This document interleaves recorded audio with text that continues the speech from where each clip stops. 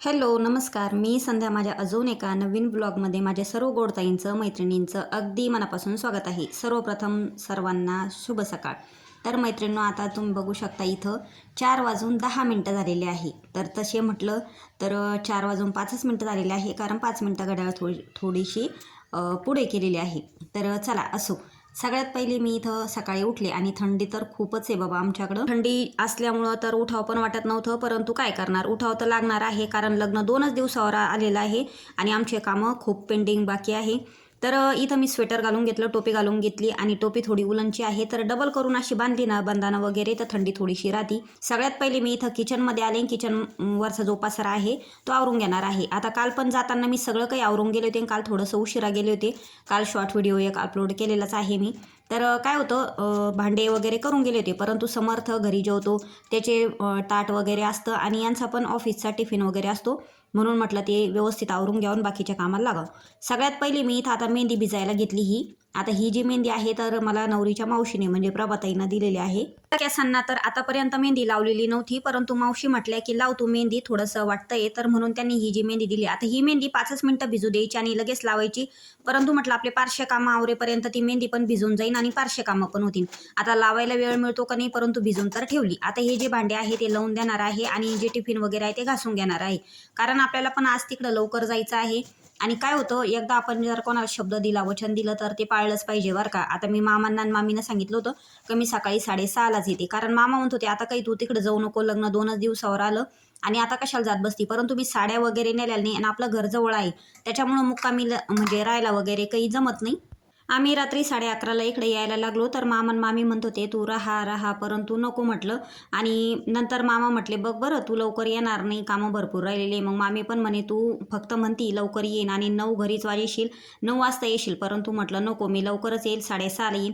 मग आता त्यांना वचन दिलेलंच आहे, तर थोडंसं पटपट लवकर उठलायला काय हरकत आहे. आणि नेहमी तर मी एरवी 6-6:30ला उठते, परंतु आता लग्न घरी कसं हे 4च दिवस कामाचे असतात आणि 4 दिवस काम केल्यानं काय होतं, काही फरक पडत नाही. घरातले थोडेसे शॉर्टकट कामं करायचे आणि लग्न झाल्याच्या नंतर मग घरातलं आवरायचं, घराकडे लक्ष द्यायचं.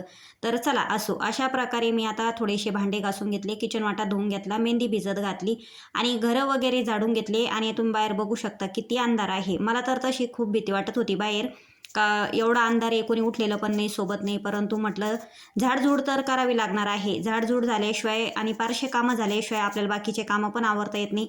थोडंसं आंघोळ, देवदर्शन हे पण करावं लागणार आहे आणि 6-6:30पर्यंत जेवढं कामं होतील ना तेवढंच मी आवरणार आहे. टिफिन तर मी इकडं करणार नाही, कारण मामांनी सांगितलं की टिफिन त्याला इकडूनच दे, म्हणजे यांना. तर मी तिकडूनच देणार आहे आणि पोळ्या पण खूप जास्तीच्या पडलेल्या होत्या तिकडं, तर काहीतरी करू त्याचं. तर इकडे मी फक्त झाडून वगैरे घेते आता, थोडेसे कपडे वगैरे धुते. तर अशा प्रकारे माझं अंगण वगैरे झाडून घेतलं मी. आता वॉल कंपाऊंड झाडलं, बाहेरचं झाडणार आहे. आता कसं होतं माहिती आहे का, आपण तिकडं राहिलो बी तर घर म्हणजे आपलं जे घर आहे ते पारसं राहील, अंगण पारसं राहील. घरं तर समर्थ झाडून घेईल, हे पण झाडून घेतील, परंतु अंगण आहे ना तर पारसंच राहील. आणि काय होतंय, सध्या आपल्याकडं फायकसचे झाड आहे ना, तर त्या फायकसच्या झाडांचा पाला आणि त्याला बी आलेलं आहे, ते बी पण एवढं पडू लागलं ना, तर खूपच बी पडू लागलं. मग मी घरी असून, मी 2 वेळेला अंगण झाडून असून म्हणजे अंगण झाडते तरीसुद्धा खूपच घाण होती, तुम्ही बघू शकता.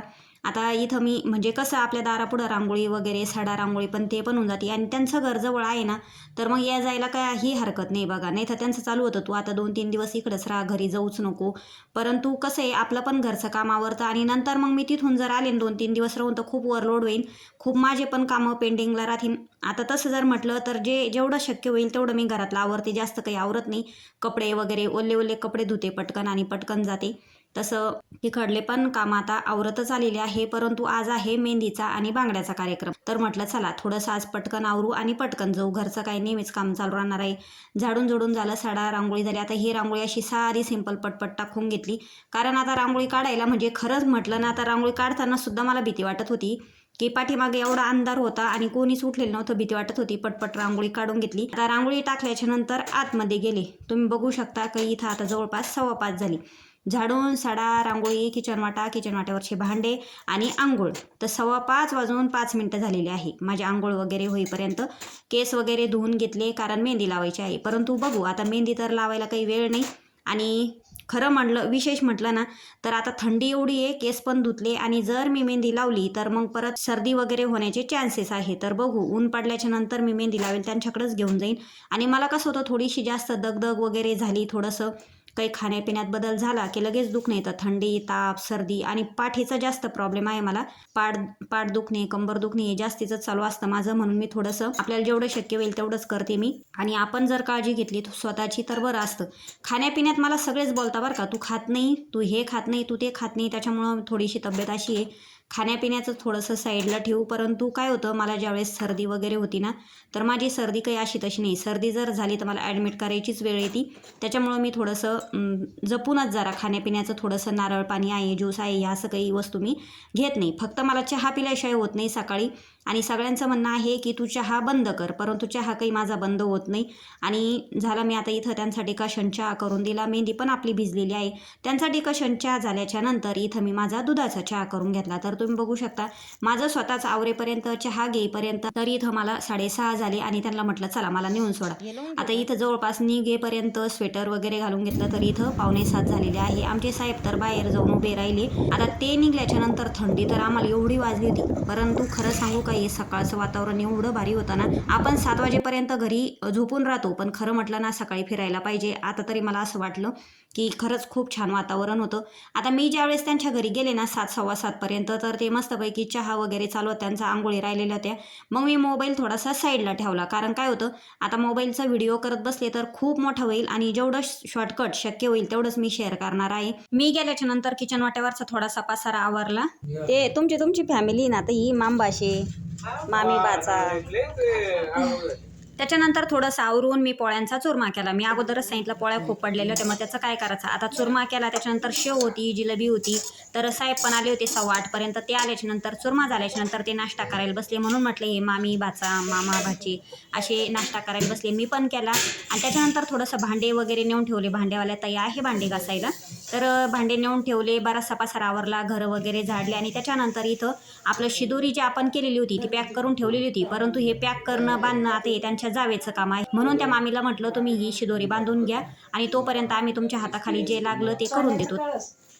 आणि लक्ष्मणरावचं नाव घेते भूती बांधाची. त्याचे 2 वाट्या, एक माहेरची एक सासरची. विजयरावांचं नाव होते बुतीच्या वेळेस, बुती बांधायच्या दिवशी.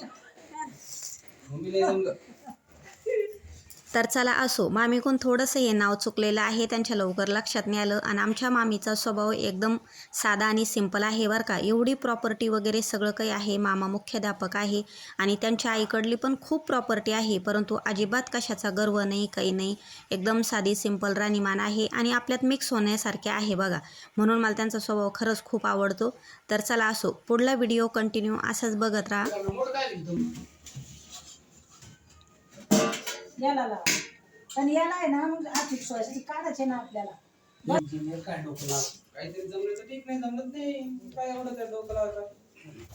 आपण लावायला ती मेहंदी म्हणलं पुढच्या वर्षी पुढच्या जन्मी जमलं. ये ग खाली ये ना, इकडे ये म्हणलं. काय नाव घ्यायला लागतं? नाही हो, नाव नका घ्यायला हो, आवडून द्या, सगळ्या बॅगा खाली करायचं मला.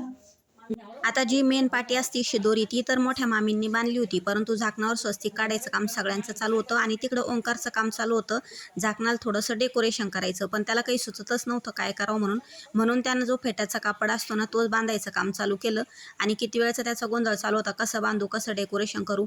आणि खरंच लग्नाचं जे डेकोरेशन आहे कार्यालयाचं वगैरे, त्यानं खरंच खूप छान केलं. आणि माझ्याकडून जेवढं शक्य होईल तेवढं मी व्हिडिओत शेअर करण्याचा प्रयत्न करीन. आणि खरंच डेकोरेशनच्या बाबतीत आहे ना, त्याचं खरं डोकं खूपच चालतं बरं का. आता इथं स्वस्तिक काढायला झाकणावर घेतली, तर शेजारच्या ताई पण आल्या त्यांच्या. म्हणून म्हटलं चला सगळे मिळून पटपट करून घेऊ आणि डबे जरा साईडला ठेवू, कारण आता संध्याकाळी बांगड्याचा आणि मेहंदीचा कार्यक्रम आहे. मला अजून जात्याचं पण डेकोरेशन करायचं आहे.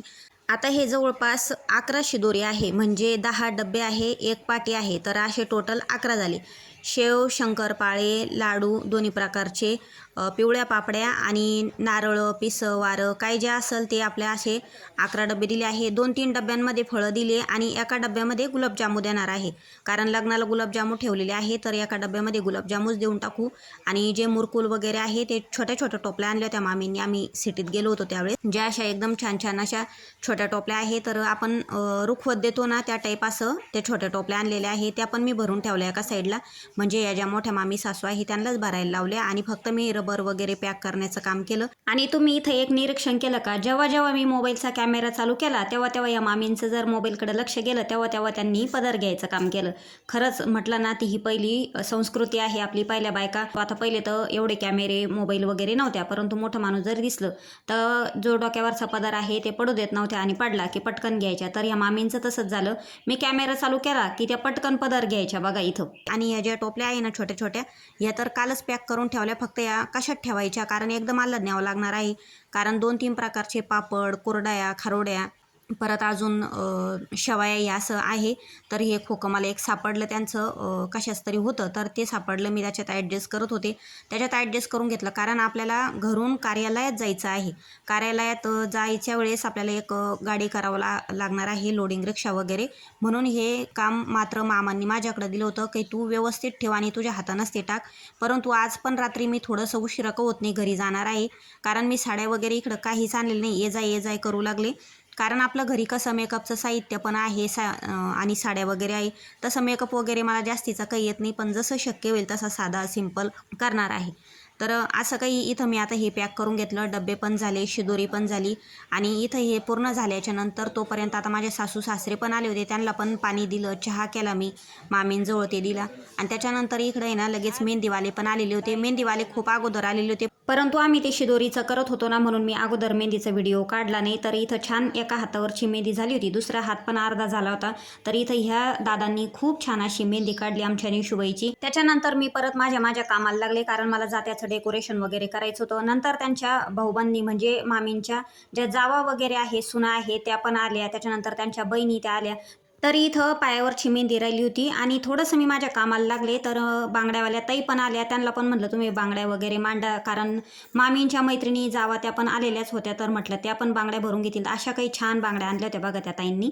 आता ह्या बांगड्यावाल्या ताई आहे ना, तर मी जिथं राहते ना त्या साईडच्याच आहे. बांगड्यावाल्या मीच ठरवल्या, मामा म्हणे तू ठरवून घे पैसे वगैरे आणि तुला जसं पसंत पडेल तशा बांगड्या घेऊन ये. आणि मलाच नाही तर सगळ्यांनाच या बांगड्या आवडल्या आणि सगळ्यांनीच अशा हातं भरून भरून बांगड्या घातल्या. डिझाईन खरंच खूप छान होती. एका साईडला बांगड्या भरण्याचा कार्यक्रम चालू केला आणि दुसऱ्या साईडला मी माझं लगेच जात्याचं असं छान डेकोरेशन करून घेतलं.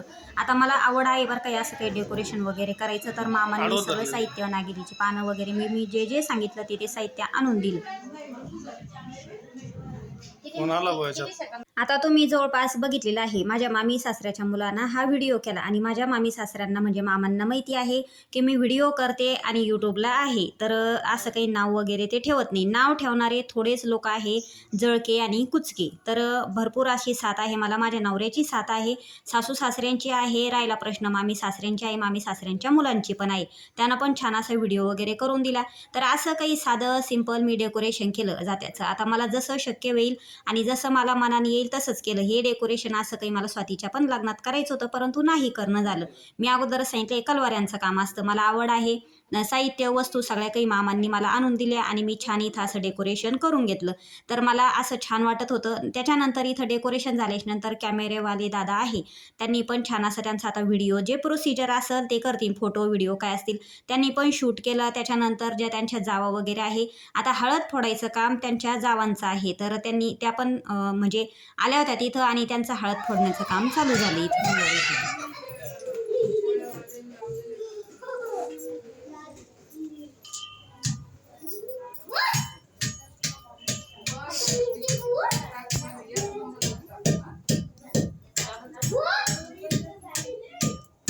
वैशू नाव नाही घेतलं.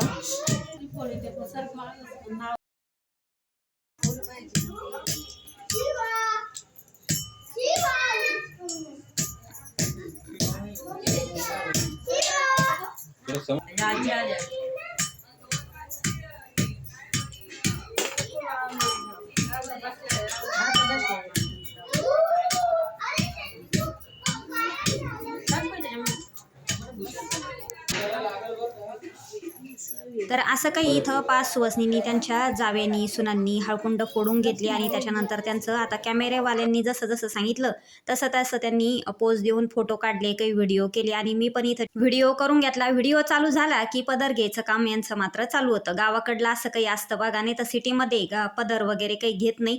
परंतु खरंच जी संस्कृती पहिली ती खरंच खूप चांगली होती बघा. आताचं खरंच काही खरं नाही राहिलं. आता ती खडलं झालं जात्याचं काम. त्याच्यानंतर आता इथं माठाला डाव बांधणं म्हणतं बघा आता गावाकडं. तुम्ही काय म्हणता ते कमेंट करून सांगा. तर आपण जात्याला किंवा माठाला याला आहे ना जे हळकुंड वगैरे असतं खारी खोबरं याचे सगळं 5 ठिकाणी करून ते माठाला आणि जात्याला बांधावं लागतं. तर इथं पण त्यांचं असं काही चालू झालं आणि हे छोटंसं जे पिल्लू आहे असं मध्ये मध्ये करत होतं. हे माझ्या 2 नंबरच्या मामी सासऱ्याची नात आहे. तर ती बायकांनी जसं जसं केलं तसं तसं ती करत होती, म्हणून मला पण ते खूप आवडलं, म्हणून तिचा व्हिडिओ शूट केला. ज्या मुलाने माझा व्हिडिओ केला मामी सासऱ्याच्या मुलाने, त्याची मुलगी आहे अशी हुशार आणि ती आजी सासूपोटी आलेली माझी. तर छान असं झालं आणि त्याच्यानंतर सगळे डेकोरेशन झाले. सगळ्यांनी साड्या वगैरे चेंज केल्या. आता त्यांच्या जावेचे सुनांचे सगळ्यांचे फोटो व्हिडिओ झाले, हळकुंड फोडणं झाले. त्याच्यानंतर आम्ही पण थोडंसं तिथं जात्याजवळ बसलो आणि थोडीशी फॉर्मॅलिटी केली बरं का व्हिडिओ फोटोसाठी आणि छान इथं फोटो व्हिडिओ करून घेतला. आणि आजच्या मेहंदीच्या कार्यक्रमाला त्यांनी शेवभाजी, भात, चपात्या आणि जिलेबी असा काही मेनू ठेवला होता. शेवभाजी मात्र प्रभाताईने म्हणजे नवरीच्या मावशीने केली होती बरं का. आणि वरती टेरेसवर असं काही छान ओंकारची आयडिया होती. वरती खरं म्हटलं तर अगोदर मामांचं होतं की घरातच करायचा मेहंदीचा कार्यक्रम, परंतु ओंकारचं डोकं होतं की वरती करायचं. त्याने छान असं डेकोरेशन केलं साधं सिंपल, परंतु खरंच खूप आवडलं. निशूच्या या सगळ्या मावश्या वगैरे आहे, गावाकडल्या जावा त्या आहे मामींच्या. त्याच्यानंतर मी पण साडी चेंज केली, फक्त या व्हिडिओमध्ये मी आली नाही. शेवटीला फोटो वगैरे काढलेले आहे. मेहंदीचा कार्यक्रम असा काही छान पार पडलेला आहे. त्यांनी खूप असा डान्स केला. निशूच्या मावशांनी, मावस भावांनी, ओंकारनी त्यांनी खूप छान असा डान्स केला. आता त्याच्यानंतर फोटो काढायची वेळ आमची होती. आता आम्हाला खरं म्हटलं तर आम्हाला दोघांनाच काढायचं होतं. इथं खरंच खूप सगळे हसले की माझा आगाऊपणा दिसला थोडासा, परंतु आमच्या दोघांसोबत निशूचा फोटो पाहिजे म्हणून मी मामाला मामीला थोडंसं साईडला केलं. म्हटलं आम्हाला दोघांना फोटो काढायचा आहे, तुम्ही साईडला व्हा. आमच्या दोघांचे फोटो झाल्याच्या नंतर मामन मामी सोबत पण 1-2 फोटो व्हिडिओ केले, परंतु तो व्हिडिओ काही माझ्याकडे नाही. आता खरं म्हटलं तर कार्यक्रम आटपला, जेवण झाले, सगळे पाहुणे रावळे झोपले. मला पण घरी जायचं होतं, परंतु खूप डोकं दुखत होतं. मामींनी काही घरी जाऊ दिली नाही, तिथंच गोळी दिली, थोडासा आराम केला, परंतु झोप काही येत नव्हती. या प्रभाताईंनी एवढी कशी गंमत केली, हशी मजा केली. 2 वाजेपर्यंत आम्ही जागी राहिलो आणि अशी काही साधी सिंपल आमच्या हातावर मेहंदी काढून दिली. त्याच्यानंतर त्या म्हटल्या तुझा चेहरा खूपच उरला. त्यांनी बदामाचं तेल दिलं, थोडंसं बरं वाटलं जरा.